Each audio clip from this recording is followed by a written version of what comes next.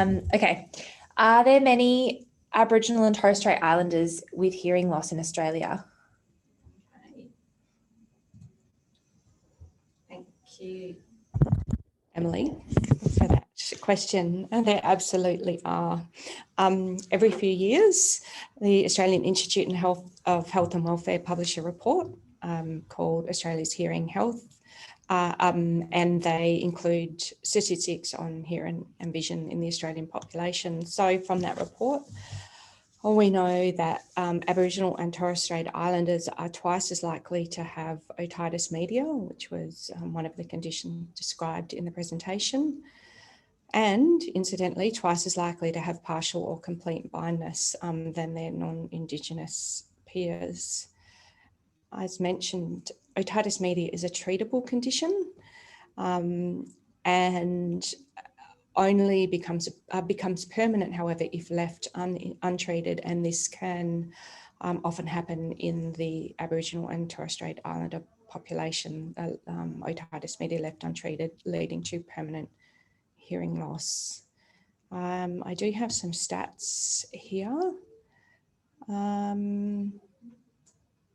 for children, so just bear with me.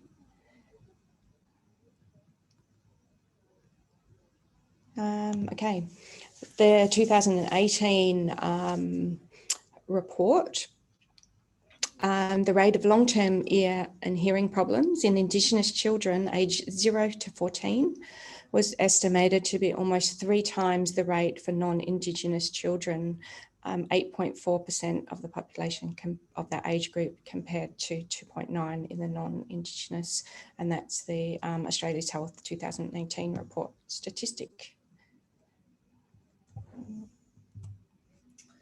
Okay, next question. What is functional hearing? Okay, so that I did mention that, and that will be, the functional hearing will be quite an important concept in the congenital deafblindness modules.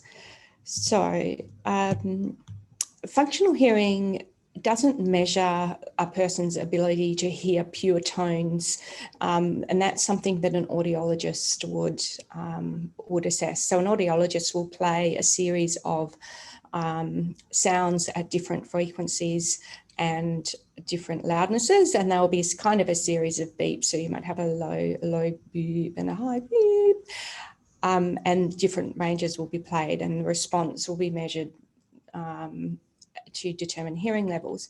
However, functional hearing measures what is it in day-to-day life, what kinds of sounds, what kind of auditory experiences does this person respond to, and what of those sounds makes sense to them.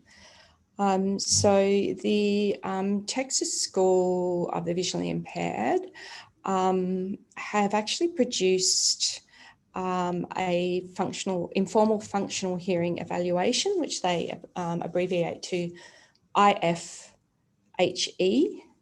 and I am going to copy a URL for that assessment if anybody's interested into the chat. Give me all panelists and attendees. Here we go. And there we go. I have copied that URL there now. If you're interested in having a look at it's about an 18-page document with a whole lot of questions to help you think about how someone experiences and responds to sound. Okay, another question. How does someone begin to learn sign language? Do we have anyone in our audience who've got experiences of learning, their child learning sign language or themselves learning sign language? I'd like to open that up to our participants via chat and see how it happened for you, and then I will talk to that question.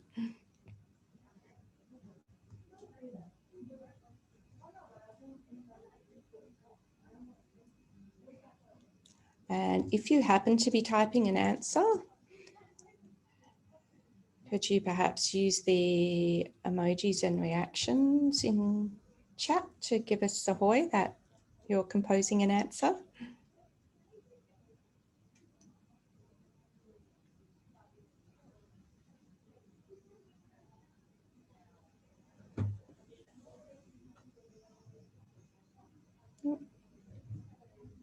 Okay, I will give that a go. So there's no one answer to that, and I think it will depend on what category of deafness you sit in. So if you are a capital D deaf person, so a person with deafness born into a deaf family, then the most likely way you're going to learn sign language is from your family who are all signers.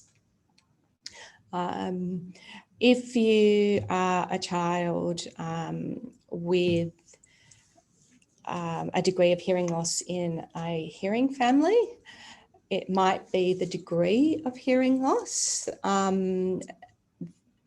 Someone might say, okay, your hearing devices aren't assisting you well enough to acquire speech, or this is something that you can acquire, but it might always be a struggle, and there will be some situations where you won't be able to rely on speech to communicate, and might encourage you to think, or the person or the family to think about exploring learning sign language and introducing the sign language to their child. They might attend a school where they're taught in sign language. So in Australia, they would be taught in Auslan. So that it might happen through school and through signing peers. If a child has deafness and additional disability, the process might be a little bit different if we're not sure about how quickly they're going to sort of acquire skills. So we might start something, particularly if they're in a hearing family, or with maybe something like keyword signs or a simplified signing system that supports spoken language. And I guess for the key to that answer is that child or that person needs exposure, and they need exposure on a regular and consistent level from as many people around them as possible. And that's potentially, again, where maybe a deaf mentor might come into the picture as well, if there aren't many signing people in that person's life. So I hope that kind of helps you consider the broad range of answers about how can someone learn sign language.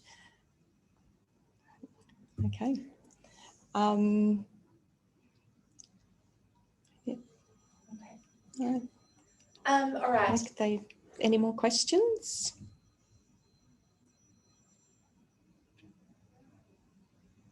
We've just got one more. Where can you get children's storybooks with deaf characters in them? Well,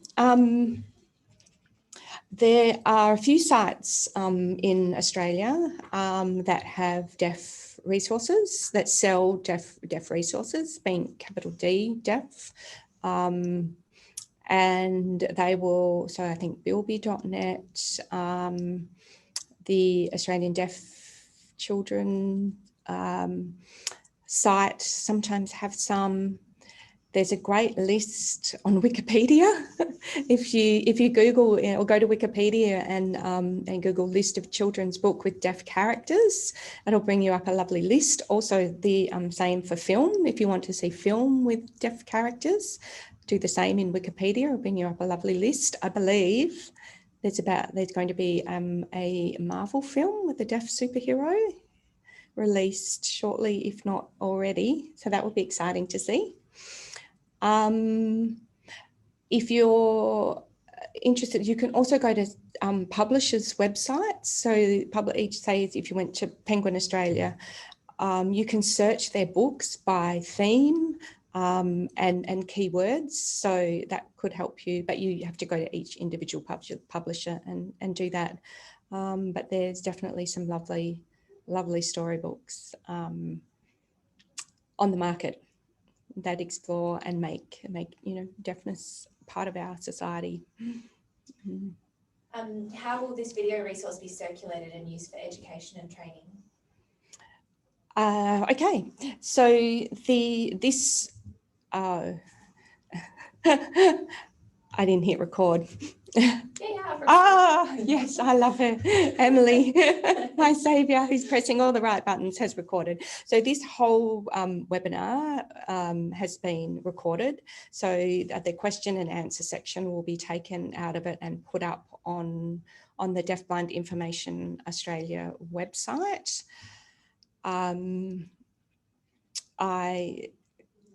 I'm kind of, I'm not feeling brave enough to do that, just bring it up and screen share for you. But it was at the end of the www.deafblindinformation.org.au. And there you go, in captions. If you go to About Deafblindness and then Sensory Impairment, you'll see a section on deaf and hard of hearing, and the video that was played in the first part of the webinar is there, along with the PowerPoint slides and the reference list. And then sometime shortly after this webinar, the question and answer section will also be loaded onto that. Give us a little bit of time because we will need to have the question and answer section video captioned because our webinar won't record these captions. Yeah, I think that's how that, while I'm here, I'll mention the other 3 webinars that are coming up. So on the 22nd of March at the same time of day, Emily will be conducting the Introduction to Vision Impairment webinar. And then the following week on the 30th and 31st of March, the same time of day, I will be running the Introduction to Congenital Deafblindness. And then the next day, the overview of strategies in congenital deafblindness. And we will be distributing the flyers and information and registration details very, very shortly.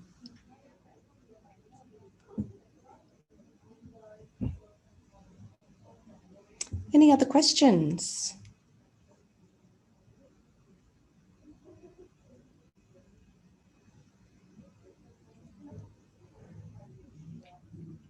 No? Okay. Well, I think we will conclude the webinar now. And then if you kind of think of any questions later, I guess you can always access our website. There might be the answers there, or send the project officers a query at info@deafblindinformation.org, or join us in future webinars and ask your question there. Okay, thank you everyone. I hope you've enjoyed it, and goodbye.